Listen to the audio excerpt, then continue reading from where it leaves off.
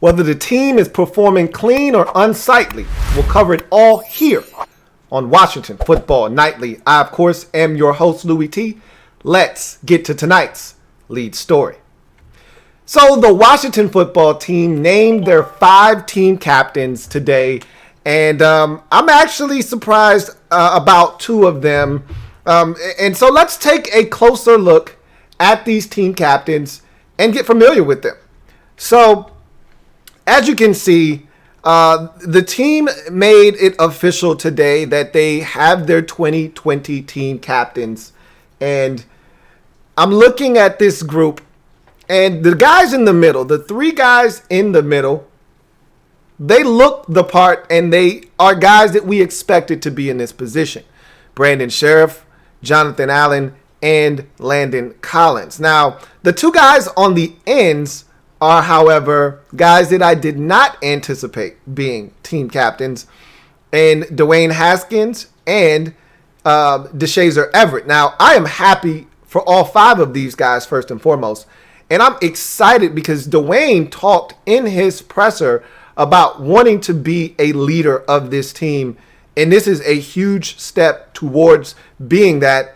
It's a lot easier to lead when you have a big C on your chest, and Dwayne is going to have that this year, and that's a big step in the right direction for a second-year quarterback trying to prove himself not only to his teammates but in this league. To have that captain's logo on an emblem on your chest says a lot about what you are as a person, but also what you are in that locker room. So kudos to all 5 of these guys. And Deshazor Everett. I talked about Deshazor Everett being a guy that, was going to make this football team. There was no doubt about it. But to see him be a team captain also speaks to his impact in the locker room and the type of player that he is. A guy that probably is someone that they look to provide them with a steadying presence, not only on special teams, but on defense, on the back end as a safety. So 2 safeties,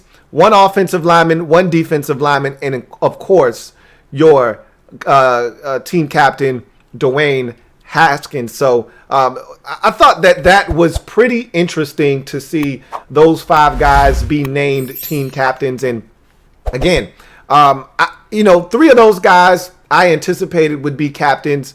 Deshazor Everett, I shouldn't be that surprised. He's a guy that's been here a while, and he seems to be a guy that every coaching staff, not just this one that has come in, but even the one previous, seemed to love Deshazor Everett and what he brought to the table. So Deshazor shouldn't have been someone that surprised me, but seeing Dwayne Haskins become a team captain, that's a huge step in the maturation process for a young quarterback that's looking to prove himself, not just to his teammates, but to the rest of the league. This is a big, big step for Dwayne Haskins, and he even talked about wanting to be a leader of this team in his presser yesterday. Now he's being crowned a captain. I think that's a massive step in the right direction, and this is all strategic on the part of Ron Rivera. Don't let that go unsaid. That this is being done purposefully by Rivera. I think everything he's done to this point has been masterful and very tactful on the part of Ron Rivera. Let's get to in other news as we continue on. And a lot of guys stepped up to the podium today and talked. Both head coach Ron Rivera and offensive coordinator Scott Turner, or Ron Rivera. I think I said Ron Rivera, but head coach Ron Rivera, back from his 1-day hiatus from his cancer treatment, was back in the building today, and he spoke to the media. Also, Scott Turner talked to the media leading up to Week 1 versus the Philadelphia Eagles, had some interesting things to say. And Dwayne talked yesterday, and we did not get to that on the program, so we're going to talk about that today as well. But before we get to any of that, the very first injury report was released today on the team. Let's take a look at this via John Keim and his Twitter account. These were the updates that we were fed about the injury situation for this team heading into Week 1. Let's take a look at that. As we take a closer look here, Sadiq Charles, calf muscle. So now we get specific injuries now. Now we can talk specifically about what these injuries have been for these players. And now we can look at how these guys are coming along in the process. Will these guys be able to play this week? Are they trending in that direction? Are they looking more like guys that are going to be out? So you look at Saahdiq Charles and his calf muscle. He was limited. Okay, so this entire time it's been a calf for Saahdiq Charles. He's a guy that we're hoping doesn't see the field anyway, but it'd be great because, as we talked about yesterday, he's the backup left tackle on this football team. So it'd be nice if Saahdiq Charles were ready to go. But again, without having real practice since the beginning of training camp, it's hard for me to imagine him being the guy going in first. If something were to happen to any of the tackles, I think that guy would be Cornelius Lucas at this moment.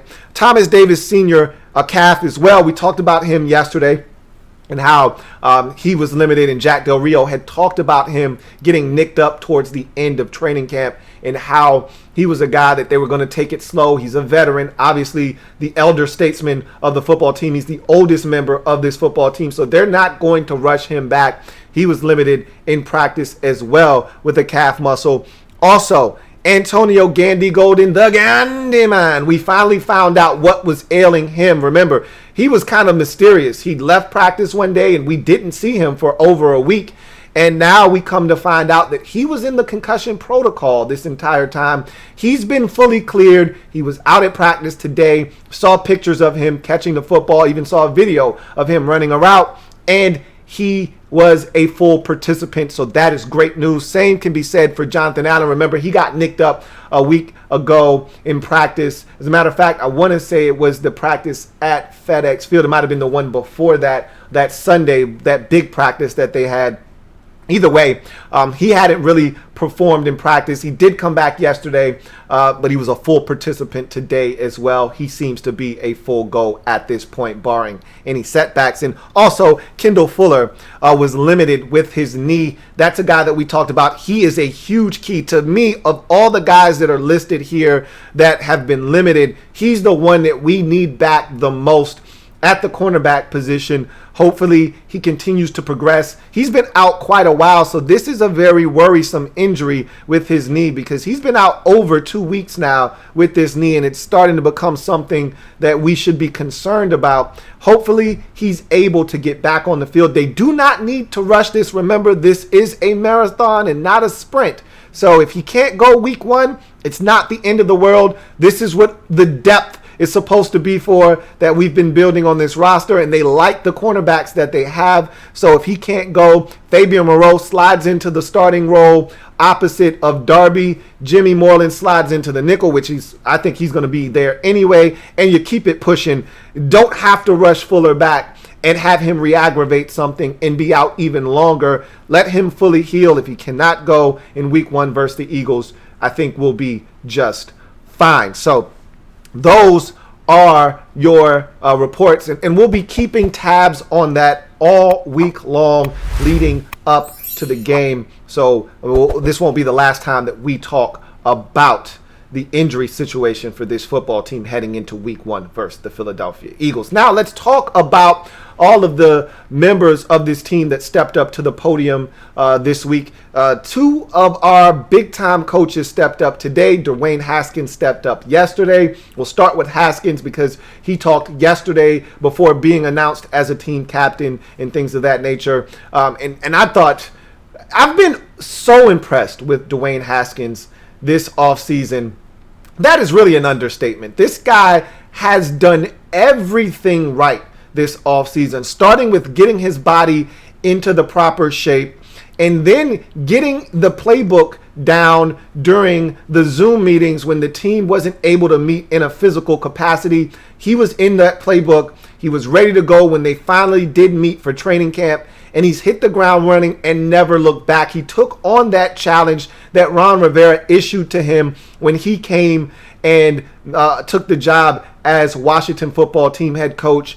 And it was a really big step in the right direction for Dwayne to not only take on that challenge, but exceed expectations. Remember, one of the things that I had an issue with Dwayne last year, and it was one of my big issues with him, was his demeanor talking to the media. It was his and look, it's easy to be calm and easygoing when you didn't just lose a tough game, and you got to step to the podium, because as we know, the quarterback is required after a game to step to the mic, just like a coach is. So, it's a lot easier in training camp, in the off season, leading up to week 1, to be a little bit more jovial. And Dwayne's an even keel guy. You're not going to really get him laughing and joking and doing a lot of those things at the podium anyway. But I felt like he was somewhat standoffish last year. And he had every reason to be. He felt like the media was portraying him in a negative light last season,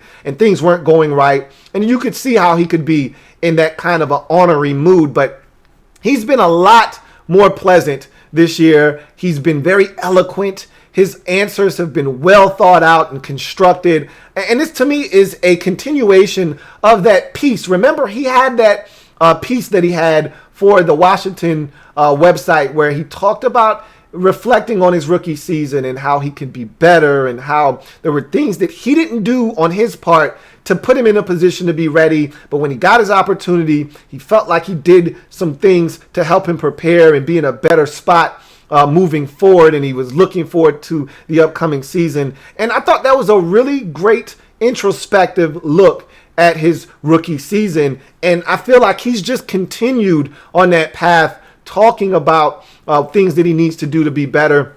And when you listen to this guy talk, when he answers these questions, like talking about the offense and, having a conceptual approach and how to dissect the defense, whether it's cover 2 or cover 3 or cover 4, or man, and talking about the different ways to go through your progressions in each different look that you may get from the defense, and knowing where to go with the football, and not turning the ball over. And in last year's situation, he might have forced something and made a mistake. This year, he knows where his check down is, or he's going to get rid of the football. It's that kind of maturation and just listening to him talk that puts you at ease and lets you know that this guy is ready. And you can tell he's chomping at the bit. He's a competitor. That's the thing I've always loved about Dwayne Haskins from day number 1, is that this guy is a competitor. He wants to win, and he wants to go out and give it everything he's got, but he's also doing it in a smart, tactful way.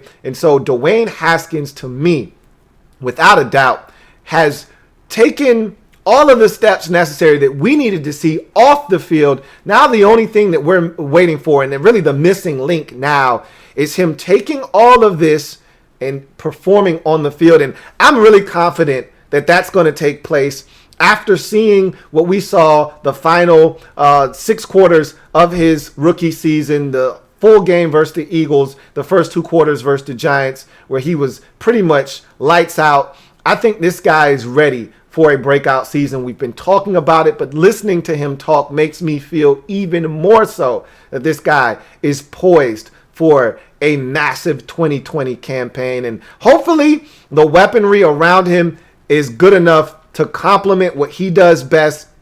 Hopefully the offensive line stays intact and is able to give him a clean pocket from which to work. This guy is ready, though, to explode. And just listening to him talk, there's a different air about Dwayne Haskins, and there's a different approach mentally for him. He's locked in, guys and gals. He's ready to go. He talked about a lot of different things, including, wanting to be a leader, and then the very next day being named a team captain kind of speaks to that. He's done everything that Rivera. Remember, one of the issues or challenges that Rivera issued to him day 1 was, need you to be a leader, need you to step up and assume the leadership role that comes with being a quarterback. Dwayne Haskins has done that, and he was rewarded by getting the captain's C on his chest. So it was great to hear from Dwayne. This is a guy that, to me, is locked in, man. He is ready to go. He's chomping at the bit, and I think he's going to do some big things this season. You hear from Scott Turner. He was fun to listen to. He's locked in too. It's funny because there was a stark contrast from the first time I saw Scott Turner on a Zoom conference call to seeing him now. He was clean shaven then. He was laughing and joking. It was all fun and games. It was ha ha, giggle, giggle. And now this guy, all business. Okay. I had a tough time finding that one shot of him smiling because he was all business when stepping up to the mic, and he's dialed in, preparing for the Eagles. And he loves this group of players that he's getting to work with. He feels like it's a dynamic group. I mean, what? These coaches do a tremendous job of selling us. You know what I mean? Because when you listen to Scott Turner, we are ready to explode offensively. And I don't think that's going to be the case right out of the gate. But Scott Turner says he loves his running back situation. He thinks that they have guys that can get it done in just about any situation. And, Ron Rivera kind of piggybacked off of that, really saying, look, the unofficial depth chart that was thrown out there is one that you really don't need to pay as much attention to, especially when you're talking running backs. Remember, Del Rio wanted no parts of this yesterday. We talked about that. He said, I'm going to defer to Scott Turner on this one. And Scott said, look, it's going to be running back by committee, man. We feel like every single one of these guys, and he touched on AD being released and said, look, this had nothing to do with AD. We felt like the guys that we had here, we just didn't want to risk losing them. We weren't intending on keeping 5 backs. And the other 4, we just didn't think would pass through waivers. We needed to keep the young guys, essentially, and we love their versatility. We feel like any situation that we put them in, and this is something you can't say about AD, but with these other backs, even Peyton Barber, any situation that you put them in, they're pretty malleable. They can adapt and adjust, whether you're asking them in pass pro to step up and take on a blitzer in the A-gap, or you're asking them to flare out into the flats and catch the football, you're asking them to run a Texas route out of the backfield, or you're asking them to split out and get into the slot and run a slant against a linebacker one-on-one, or you're asking them to go out wide and run that same slant one-on-one against a safety or a backer. They feel confident that all of these guys are fully capable. But he said J.D. McKissic has proven that he deserves the opportunity to start. So they're really high on J.D. McKissic. He said J.D. McKissic is one of the smartest players on the team. So that's pretty high praises from Scott Turner about J.D. McKissic. He also talked about Logan Thomas and how, there's times where he's talking to him and he forgets that Logan Thomas has a quarterback background. And so he'll be explaining something to him that most tight ends don't understand conceptually. And then Logan will cut him off and say, yes, this, that, and the third. And then he'll explain it to him. And then he'll realize, oh, yeah, you used to be a quarterback. And I told you guys as much that Logan Thomas being a former quarterback really helps him as a tight end because he's going to understand some of the nuances of the position that you usually don't get out of a skill guy because he sees the entire field from that quarterback mentality. And so I think Logan Thomas is a guy that they're really heavily relying on. He also talked about Marcus Ball and how they like his athleticism and think he can be a contributor in this offense as well. Again, when you listen to these guys talk up these players, they get you excited.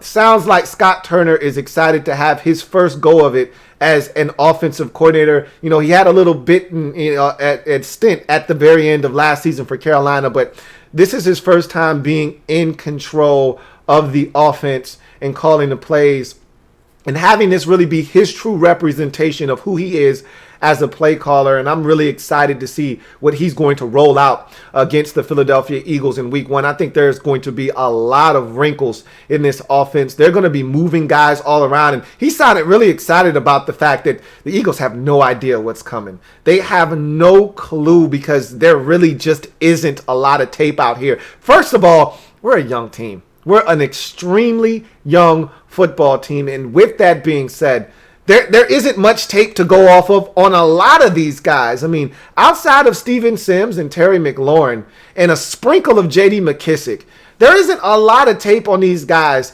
Antonio Gibson or Antonio Gandy Golden or Logan Thomas as a feature tight end or, Marcus Ball. I mean, a lot of these guys haven't been getting a ton of run, whether they've been in another location or they're young and rookies. I mean, this is a young team. They really don't know what's coming on Sunday. Hell, we don't know what's coming on Sunday. And I think that's part of the excitement of looking at this team and seeing what potentially could be in store. I think that's one of the reasons I'm so excited. Plus, I just haven't seen football in what feels like an eternity. I'm just dying to see these guys get on the field in any event. But then you get to head coach Ron Rivera, and he talked about of course, him, missing practice yesterday. And he said, look, I missed it. It pains me to not be here. He said that, yesterday sucked. And there's no way around it. It sucked. But he said what really was great was coming back to the facility and the guys dapping him up and letting him know that he was missed and that he's loved.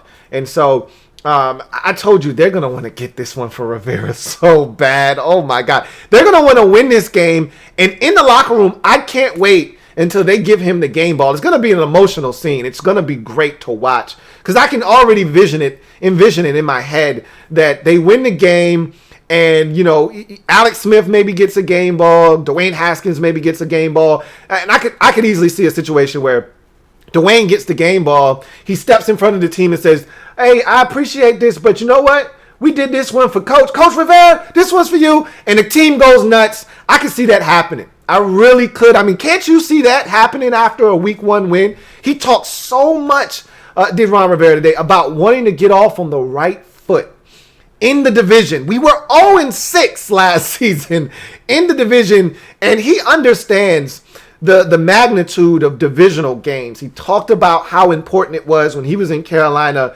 to find ways to beat Tampa Bay and Atlanta and New Orleans. And he said, look, we've got to find a way to win in the division, and it starts week 1 at home versus Philadelphia. We need to get that one, and I've put an extra emphasis on getting this one because it's in the division. So he's talked so much about how this Eagles team that we'll be facing, they're really the cream of the crop in this division. I think the talent-wise, that distinction belongs to the Dallas Cowboys. But when you talk about success in this division, and Rivera was 100% right, when you talk about success in this division, the Eagles are the gold standard right now. They've made the playoffs, Rivera said, the last 3 out of 4 years. They've been to a Super Bowl, and they won that Super Bowl. They're the team and they won the division last year. And remember, this is a division where we haven't had repeat division winners in quite some time. But the Eagles are the closest thing we've had to a repeat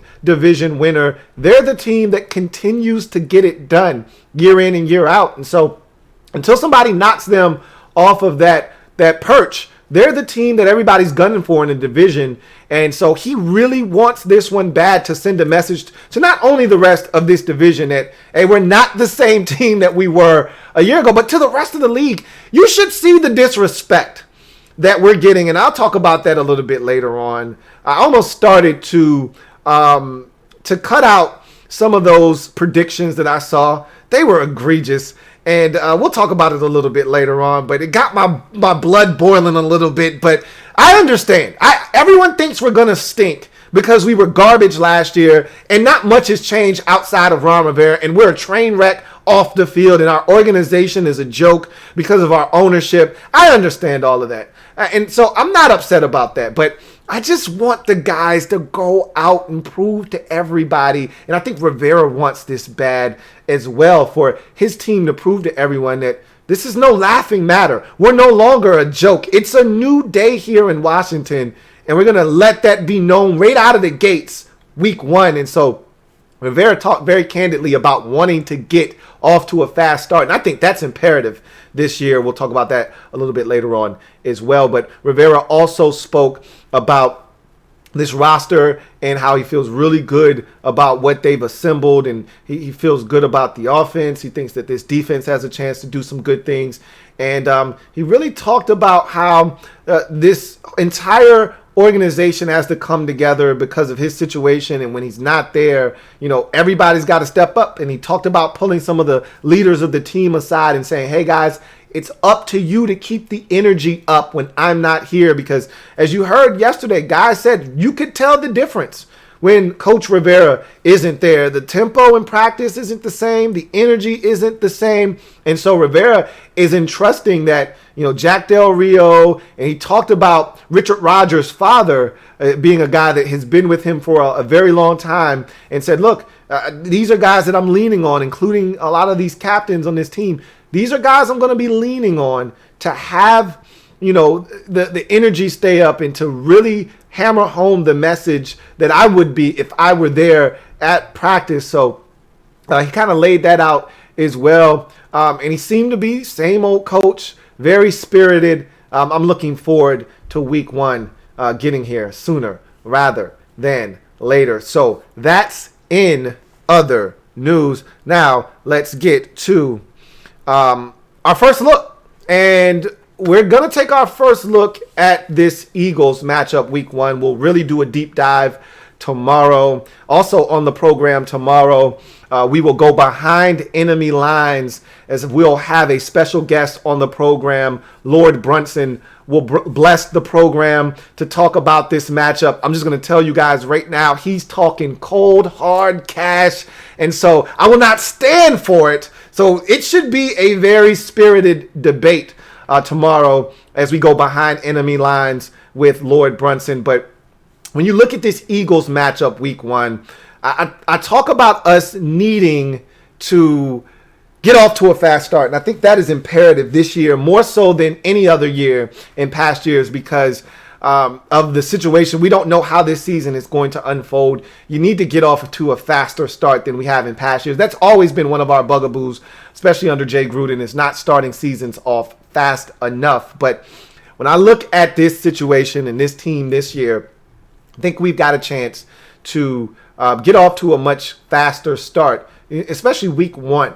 If we're going to upset the apple cart and not go 6-10 or 7-9, I think it is imperative that we are able to get off to a fast start this year. Can't start slow and then try to pick it up late in the season.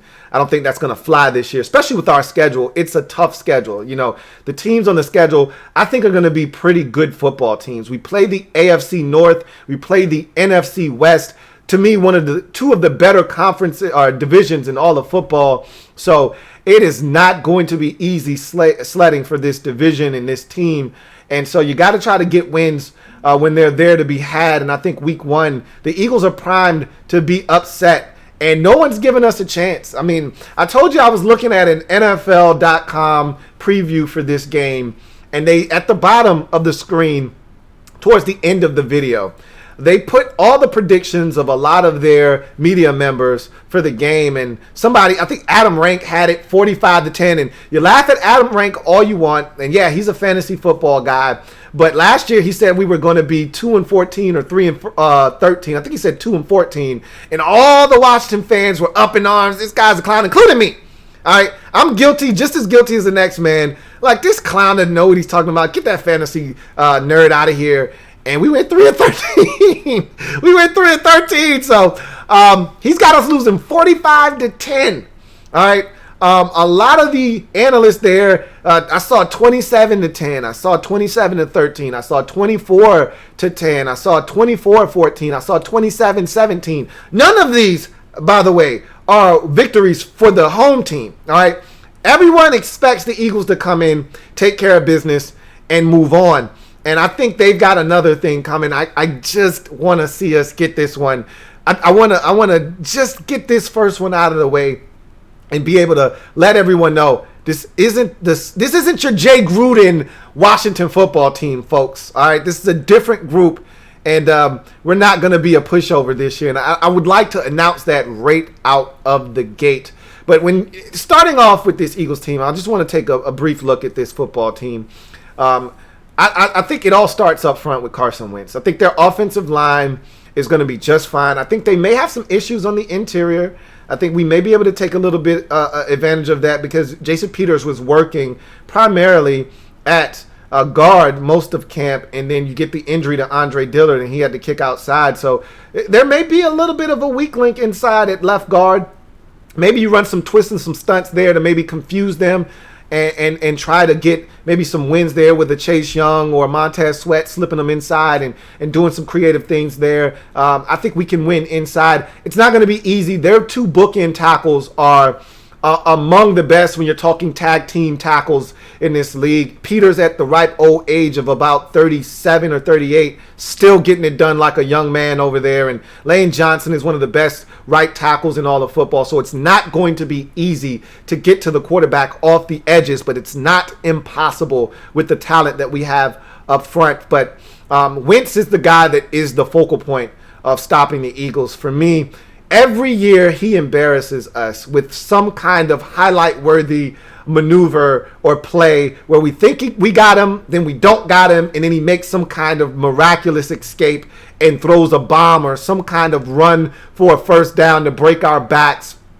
Every year he makes some kind of highlight reel play against us, and when they do that cut up of Carson Wentz, when they're showing him and they got his highlights going, you see that one highlight against us every single year. You know, whether it's the Nelson Aguilar escape and bomb, like 3 years ago or 2 years ago on a Monday night. He escapes when we look like we got him bottled up for a sack. Somehow he ducks under the entire pile. It was almost like a Heathcliff scrum where it's just a whole bunch of smoke and clouds and all you hear is and you know somebody's in there getting their ass whooped. And then out of nowhere, somebody comes out of the scrum. And it was Carson Wentz, and he runs for a first down on like 3rd and 15, breaks our back in that ball game. Or last year, he's rolling out to his right, rolling. He's running out of real estate, and all of a sudden, he throws an absolute dime in the back of the end zone, a dart, a laser to Miles Sanders for a touchdown. And you're like, how the hell did that happen? And then even the game-winning touchdown, he's fading away, throwing off his back foot under duress, and he hits the wide receiver Greg Ward with a perfectly thrown ball as Josh Norman, who has no idea the football's coming, is trying to defend it. He always does something to break our back. We've got to get to his ass and corral him, man. I would like to put an end to the Carson Wentz show versus the Washington football team, and I'd like to do it this week. So that's, to me, the first thing you got to do is contain Wentz, keep him in the pocket, and no second and third chance opportunities for him to get rid of the football versus, I think, finally, we've got enough speed that we can put that to bed. If Chase Young's on one side and Montez Sweat's on the other side, I feel really confident that he's not outflanking either one of those guys. For the first time in a long time, he's not going to be able to outflank a guy off the edge. So if we could just keep his ass in the pocket, I think we've got a legitimate shot of doing some really good things. Miles Sanders is a guy that Jack Del Rio talked about yesterday, and you should be talking about. He's a damn good back. He's multi-purposeful and multifaceted. We saw that last year. We knew that coming out of Penn State, that this guy could not only catch it, but run it. But he showed off his unique set of skills last year, and he was dynamic. He broke our back last year. I can remember a 3rd and 15 draw that this guy broke off for he broke his foot off in our ass on like a 49, 50-yard run late in the ball game when we had him dead to rights. And it was almost like they were giving up on that particular possession late in the ball game. But knowing Doug Peterson, he wanted to run that draw, maybe pick up 8, cut it in half, and then go for it on 4th down. And instead, Miles Sanders rips off a 50-yard run and sticks his hand in our chest, Dumb and Dumber style, and rips our heart out and puts it in a little doggy bag and hands it to us. This guy's talented, man. You know, he can hurt you in the screen game. He can hurt you as a receiver out of the backfield, and he can hurt you in the run game. And I think that's how they envision J.D. McKissick and Gibson being a guy that guys that can hurt you in a multitude of ways. Well, that's Miles Sanders to a T. So he's a guy that we'll have to keep tabs on. He's the new Shady McCoy. Remember how he used to do us back in the day? Well, he's the new version of Shady McCoy. Gonna have to slow him down in order to have a real chance of winning. And then I want to talk about the wide receivers for the Eagles, and then we'll leave the bulk of the other discussion to tomorrow when we really get knee deep in our discussion about this football game, keys to victories, and how we can get the job done. But when you look at the Eagles receivers, their theme of the offseason was we need to get faster. They didn't think they were fast enough.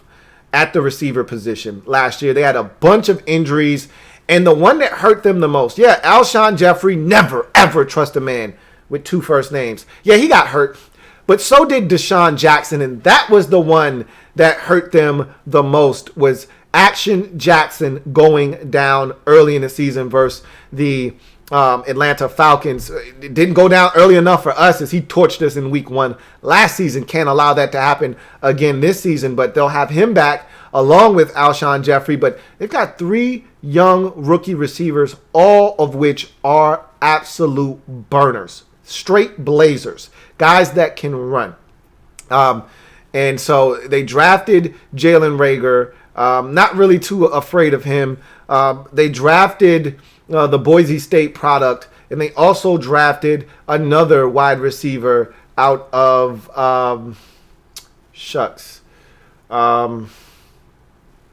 it's a black, white, and yellow. I can't remember the name of the squad, and their names will come to me. But all of those guys can run. All right, all of those guys. Hightower is the receiver from Boise State, and forget the other receiver, but all of them can run.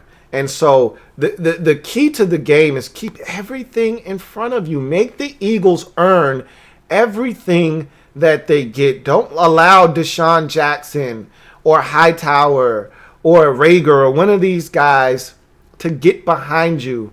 And I want to check the Eagles injury report. I'll have that for you tomorrow to see, because I remember Jalen Reagor had gotten injured in camp. I don't know his status. I don't know if that's an injury that's going to linger into the season or if he's ready to rock and roll. But I just know that they have a lot more speed at the receiver position than they have in past years. So that's something to be alarmed by. We have to do a better. Quez Watkins, thank you, Studwood Cowboy. Greatly appreciate that. Quez Watkins is the name of the other receiver that they drafted. So they've got a bunch of speed, do the Eagles now, at wide receiver. And I don't want them to be able to test that speed against us.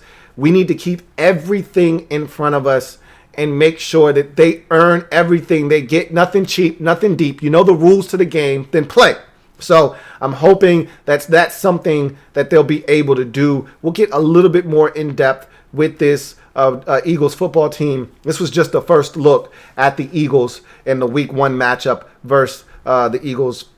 We'll do a deep dive tomorrow and have more on this matchup, including a prediction. You know, I'll save my prediction for Friday because I didn't used to do a Friday show. Now I'm going to do a Friday show, so I'll save my prediction for the game on Friday. But now I want to turn to you guys in the comment section and see what you guys have to say, and we'll see what you guys have to say.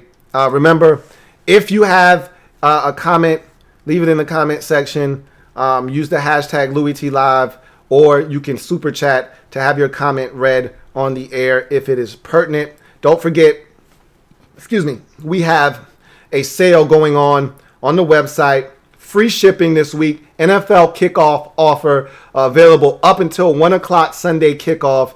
Get your LouieTeeNetwork merch without shipping costs up until game day kickoff on Sunday. So take advantage of this offer. It's limited time only. So get your LTN merch and rep your boy and show some love and some support and take advantage of no shipping costs for the time being. Also, remember, I'm doing Patreon this year, having some exclusive content up there. We're going to have the rookie wall, and that's going to be extremely insightful for us. It's something that we would want to keep tabs on this year because we could have possibly upwards of 2 or 3 rookies on that list potentially, depending on how those guys do. But a rookie wall is something I've been doing for a while. I stopped doing it for a little bit there. I'm going to do it again this year, and it's something I enjoy doing, keeping tabs on the best rookies in the league. The wall consists of 7 players, and then there's an honorable mention list. And so we'll be keeping tabs every single week on the rookie wall. Some rookies will climb, others will fall. It's the rookie wall exclusively on Patreon. Also, peak performers, NFL peak performers, will also be on Patreon exclusively. That's something else I'll be doing every single week around the league. We'll be keeping tabs on the peak performers of the league and guys that had big games. So that's something else. And then, of course, last but not least, we'll also be breaking down Washington football film on Tuesdays. And so that's something else we'll be doing exclusively on Patreon. So don't want to miss out there. Become a patron so you don't miss that as well. And also LTN exclusives. All right. We've got the Soul Survivor pool. We've got Winners and Losers League. And we've also got the weekly Pick'em pool. Get in the game. Don't sit on the sideline when you could potentially be winning some money. And that, with that being said, let's get to some of your comments here. Got a super chat from Key himself. Thank you for the super chat, Key himself. Greatly appreciate you. Single up, he says. Appreciate that, Key himself. And I read your tweet, and I feel the exact same way that you do. I am so ready for Sunday. Bart Scott can't wait. Key himself then comes back and double up, says double up, So I appreciate that, Key himself. Thank you for that super chat as well. And then he says triple up, So thank you for that as well, Key himself. Thank you so much for those super chats. Greatly appreciate you, Key himself. Let's see. We got another super chat here from Barrett Downing. Thank you for the super chat, BD. As always, holding the kid down. Appreciate you, my man BD writes.